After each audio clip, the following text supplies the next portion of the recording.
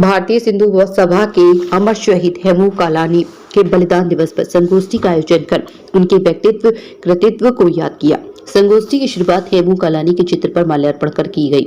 सभी मौजूद लोगों ने पुष्पांजलि की। भारतीय सिंधु सभा के राष्ट्रीय उपाध्यक्ष घनश्याम दास देवनानी ने कहा कि यह भी एक अजीब संयोग की कहा जाएगा कि हेमू कालानी की जन्मतिथि एवं अमर शहीद भगत सिंह की पुण्यतिथि एक ही है।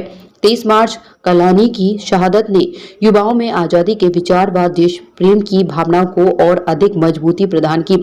कालानी की शहादत से आजादी की भावनाओं को बल दिया। उनके बलिदान ने समूचे सिंध में युवाओं में एक नए जोश का सूत्रपात किया।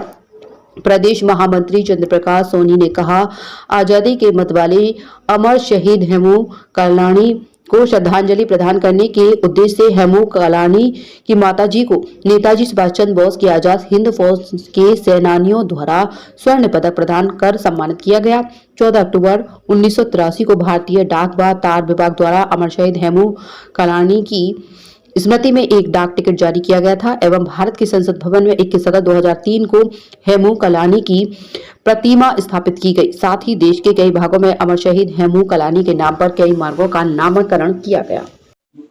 हेमू कालानी बलिदान दिवस के रूप में भारतीय सिंधु सभा पूरे देश में उनकी याद में कार्यक्रम कर रही है। इसी कड़ी में आगरा में महानगर द्वारा हेमू कालानी जी की याद में यह कार्यक्रम किया गया है। इससे हम अपने समाज में और देश के अन्य बंधुओं को ये संदेश देना चाहते हैं कि हमारे समाज में जो वीर हेमू कालानी जी थे, इसके अलावा भी सिंध में अनेकों अनेक थे जिनका जो इतिहास में नाम नहीं आया है और आजादी के परवाने जिन्होंने अपने देश की आजादी के लिए अपने आप को कुर्बान करा, उनकी याद में हम आज लोग आगरा जनपद के सभी लोग हेमू कालानी जी की याद में अपने बच्चों को बताएं ताकि हमारा जो इतिहास है,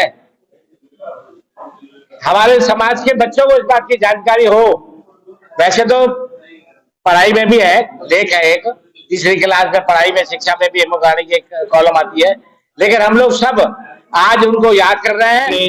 सिंध के वीर शहीद हेमू कालानी जी की 42वें बलिदान दिवस के रूप में कर रहे हैं। उन्होंने एक अपनी छोटी सी आयु में, मात्र 19 वर्ष की आयु में, जो बच्चों के खेलने की आयु होती है, एक टीम बनाकर अंग्रेजी सरकार की जड़ को उखाड़ने के लिए, जो कि आजादी के देशभक्तों के लिए एक बहुत बड़ा हथियारों का जखीरा उस मार्ग से आ रहा था, उसकी फिश प्लेटों उखाड़ने के लिए प्रोग्राम तैयार किया गया और उसमें वह कामयाब भी हुए, किंतु उस कामयाबी की कड़ी में वो गिरफ्तार हो गए।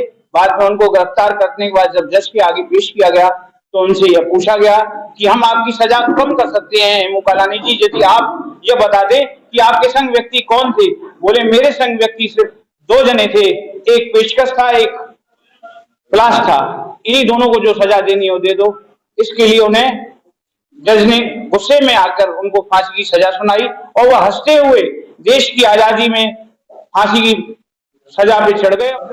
भारतीय सिंधु सभा महामंत्री प्रदेश हूँ। आज जो है भारतीय सिंधु सभा की तरफ से ये गोष्ठी रखी गई है और इसको हम मना रहे हैं हेमू कालानी के बलिदान दिवस के रूप में। जो उनका 82वां बलिदान दिवस है, 1943 में वो बलिदान हुए थे। फिश प्लेटें उखाड़ते हुए अंग्रेजों ने पकड़ा था। उनसे पूछा गया था कि आप को सजा माफ कर दें, अपने साथियों के नाम बताए, उन्होंने नहीं बताया और फांसी की सजा सुनने के बाद और उसके बाद जब फांसी ले जा रहे थे, उनका वजन बढ़ा हुआ था। ऐसे वीर को हमें नाज है।